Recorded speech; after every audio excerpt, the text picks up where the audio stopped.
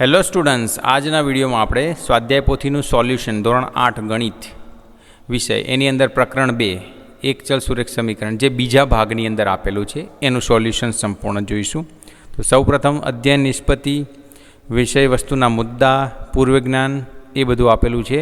તો અહીંયા પ્રશ્ન 1 થી શરૂઆત કરીશું. યોગ્ય વિકલ્પ પસંદ કરી જવાબ આપો.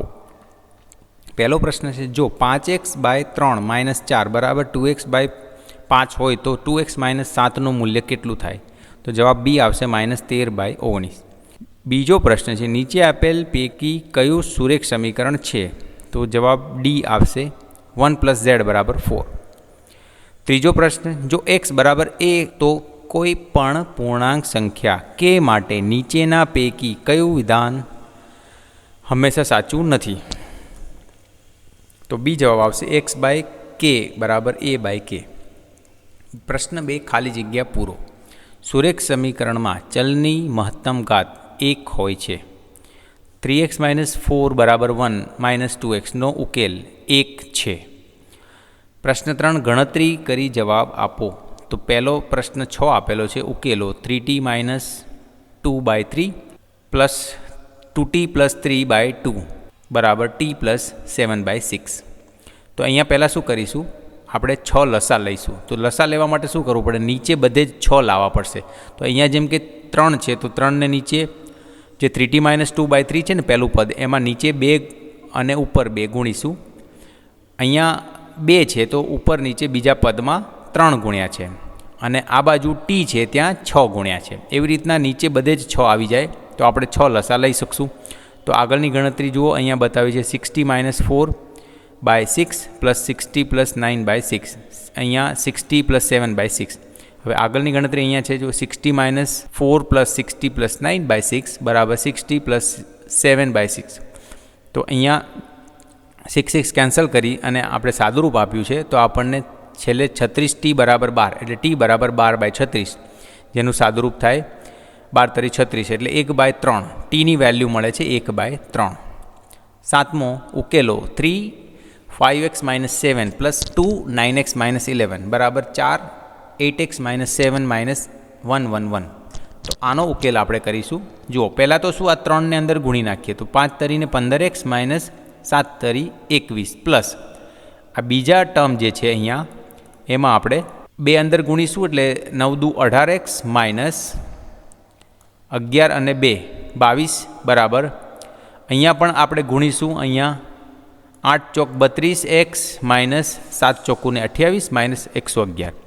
હવે જુઓ, 15x અને 18x 33x થશે, અને 22 અને 21 એનો સરવાળો 43 થશે એટલે 33x - 43, અને સામે આપણે જોઈ શકીએ છીએ 32x - 28 - 111 એટલે -139. હવે આ 32x છે એ સામે જશે 33xની જોડે એટલે 33x, અને 32x જમણી બાજુ છે, ડાબી બાજુ લઈ જશું એટલે માઇનસ થશે.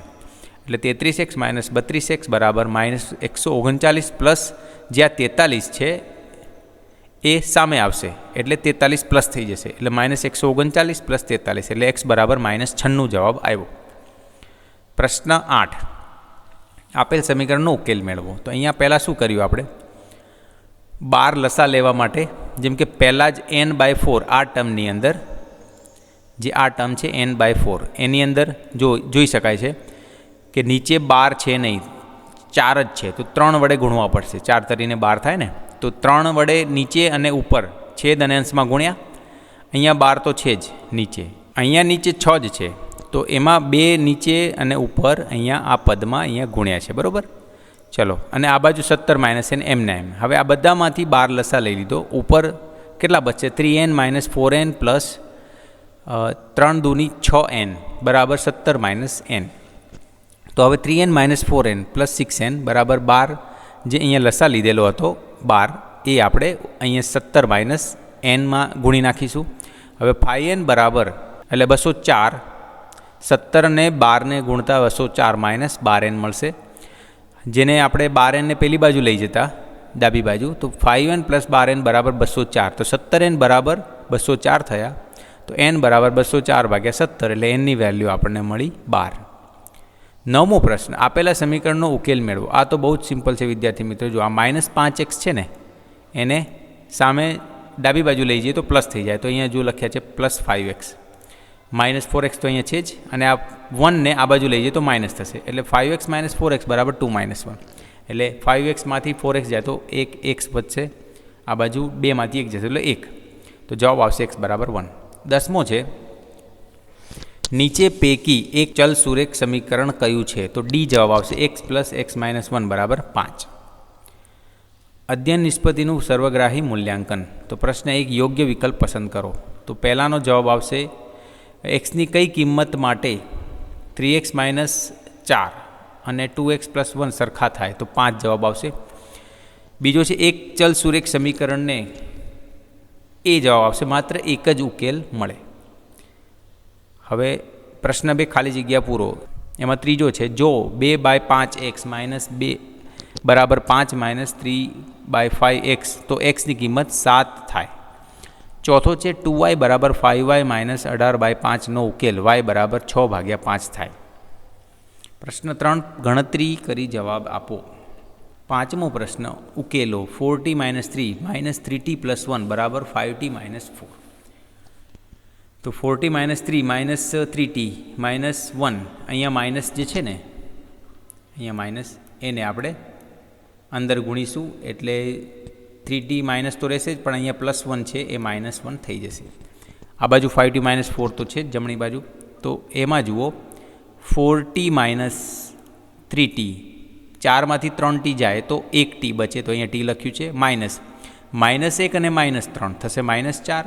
તો 5t માઇનસ આ બાજુ 4 છે, તો -4 -4 જતા રહેશે. અથવા આ રીતના પણ કરી શકો, t - 5t -4 + 4. તો ટીમાંથી 5t જશે તો -4t, આ બાજુ 0, તો t બરાબર 0/-4 એટલે 0થી કોઈ પણ વસ્તુ ભાગો તો 0 જ આવશે, એટલે tનો વેલ્યુ આવી 0. જવાબ આવી ગયો t બરાબર 0. 6થો પ્રશ્ન, ઉકેલો 2x - 1/5 બરાબર 3x/1/3. તો આમાં ચોકડી ગુણાકાર કરીશું. આ 3 જે છે નીચે એ અહીંયા ગુણીશું અને આ 5 સામે ગુણીશું. તો એ રીતના 3 × 2x - 1 બરાબર 5, 3x + 1. તો 3ને અંદર ગુણતા 3 દૂની 6x - 3 એકા 3, અને આ બાજુ 5 તરી 15x + 5. આ 15x જે છે સામે ડાબી બાજુ લઈ જઈશું એટલે માઇનસ થઈ જશે, એટલે 6xમાંથી 15x, અને આ -3 છે એને આપણે અહીંયા લઈ જઈશું એટલે +3 થઈ જશે. એટલે કે 6xમાંથી 15x એટલે -9x બરાબર આ બાજુ 5 ને 3 8. તો x બરાબર 8 - -9. તો જવાબ આવ્યો x બરાબર -8/9. એટલે આ રીતના આપણે આ પણ સ્વાધ્યાય પોથીનું સોલ્યુશન જે આપણું બીજા ચેપ્ટરનું છે, ચેપ્ટર નંબર 2, એક ચલ સુરેખ સમીકરણ, એ પણ કમ્પ્લીટ કર્યું. વિદ્યાર્થી મિત્રો, આ વિડીયો તમને કેવો લાગ્યો કોમેન્ટ કરીને જરૂરથી કહેજો, અને અમારી ચેનલને સબસ્ક્રાઈબ ના કરી હોય તો કરી દેજો. ધન્યવાદ.